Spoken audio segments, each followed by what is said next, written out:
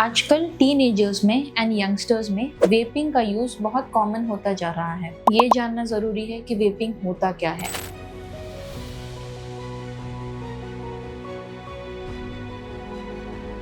Hello everyone, I am doctor Sapna Dikshit, consultant pulmonologist at Felix hospital Noida. आजकल teenagers में and youngsters में vaping का use बहुत कॉमन होता जा रहा है। Fancy devices, flavouring agents and social media की वजह से बहुत लोगों को ये लगता है कि वेपिंग एक सेफ ऑल्टरनेटिव है टू स्मोकिंग।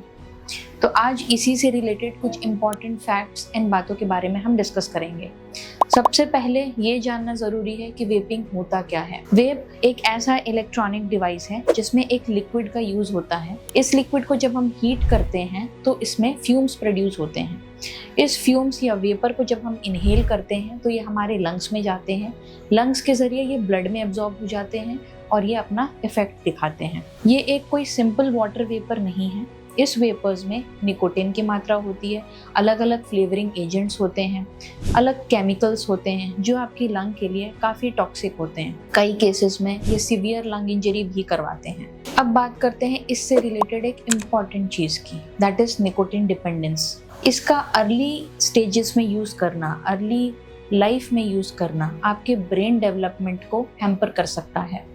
निकोटिन एक बहुत ही स्ट्रॉन्ग एंड एडिक्टिव मटेरियल होता है। अगर आप इसको यंग एज में यूज़ करते हैं तो आपके ब्रेन डेवलपमेंट इफेक्ट होने लगता है, आपकी लर्निंग कैपेसिटी, आपका एंगर, ये सब इफेक्ट होता है। इसके अलावा खांसी की दिक्कत होना, वीजिंग होना, सांस की नलियों में सूजन हो जाना, एस्थमा के रिस्क, COPD के रिस्क, इनफैक्ट लंग कैंसर के रिस्क भी बढ़ जाते हैं। अब बात करते हैं एक इम्पॉर्टेंट मिथ की। बहुत लोगों को ऐसा लगता है कि वेपिंग एक स्मोकिंग के लिए सेफ ऑल्टरनेटिव है। तो इसका जवाब समझना बहुत ज़रूरी है।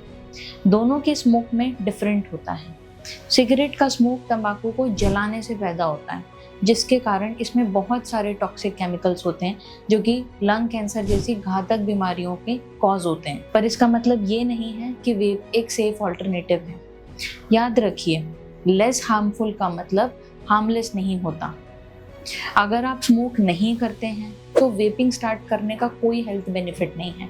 इससे निकोटिन डिपेंडेंस ही बढ़ता है। बट अगर आप स्मोक करते हैं और अपनी सिगरेट या बीड़ी छोड़ना चाहते हैं तो वेपिंग कोई सेफ ऑल्टरनेटिव नहीं है। इसके लिए आप अपने नियरेस्ट पल्मोनोलॉजिस्ट को कंसल्ट करके एविडेंस बेस्ड मेथड यूज़ करिए, जैसे behavioural counselling, nicotine replacement therapies जिसमें we use gum, nicotine patches. इसके अलावा डॉक्टर्स की दी हुई मेडिसिन्स।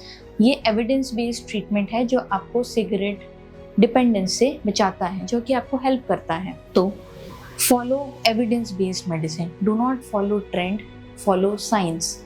जिंदगी में आपको लंग्स एक ही बार मिलते हैं, तो इनका ध्यान रखिए। Thank you. हेल्थ से जुड़ी ऐसी कई और जानकारी के लिए फेलिक्स हॉस्पिटल के YouTube चैनल को सब्सक्राइब करें और अपने सवाल कमेंट बॉक्स के जरिए हम तक पहुंचाएं। और डॉक्टर की अपॉइंटमेंट के लिए दिए गए नंबर 9810455953 पर संपर्क करें।